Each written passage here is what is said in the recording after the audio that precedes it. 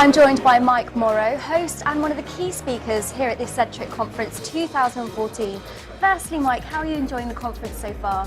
Well, it's good. I mean, fairly nerve-wracking to try and pull these kind of events together, but we've got a great panel of speakers through the day, and we've got a really good turnout here in London. And we ran this last week as well in Manchester and also in Bristol, and they've been very well attended. So what are the key themes that you've picked up during this conference then? I think there's a lot of advisors that are having conversations with their clients now to try and understand what their future needs are going to be and how they want to be dealt with differently going forwards. It's just a constant evolution of understanding exactly what that relationship needs to look like between a consumer and their financial advisor. So do you think that customers will have a greater need for technology when dealing with their advisors? Well, I mean, that's all the evidence that we're presenting sort of today suggests that tablet sales are up massively, PC sales are down, but the use of the internet is just rocketing. So all of that tends to suggest that they want to be able to use technology in their interactions and their valuations and just where they get data from. And even the over 50s is a key classification group whenever you look at the emergence of tablet sales. That little population, this kind of silver surfer population, they're much more interested and much more willing to really experiment with technology. So what would you say that clients actually want from their advisors? I heard someone, I think it was actually Steph McGovern from the BBC, describe it as they want the relationship to be like your smart mate in the pub.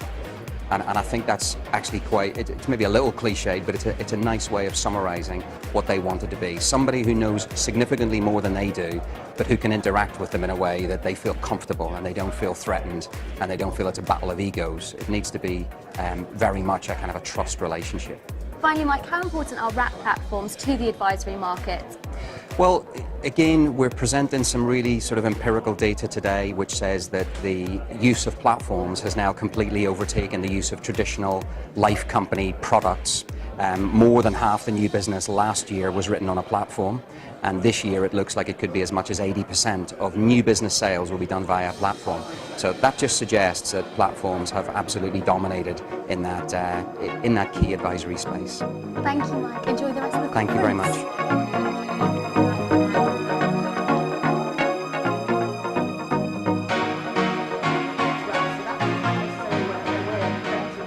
What wraps have done is that they've put advisors in control.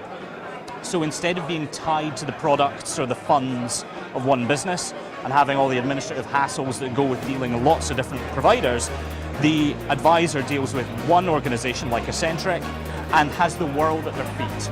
And that's incredible. It puts the advisor right at the heart and it relegates everybody else down to a kind of supply chain for that advisor, and that's exactly how it should be. Well, thank you so much, Mark. Go and have a beer. Thank you. It's well deserved. And thank you for chatting to us. That's a pleasure.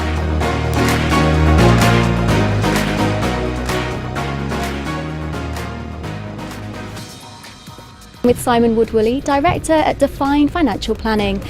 Simon, has the post-RDR regime been good for business? It's very early in the process, but so far it's been very good.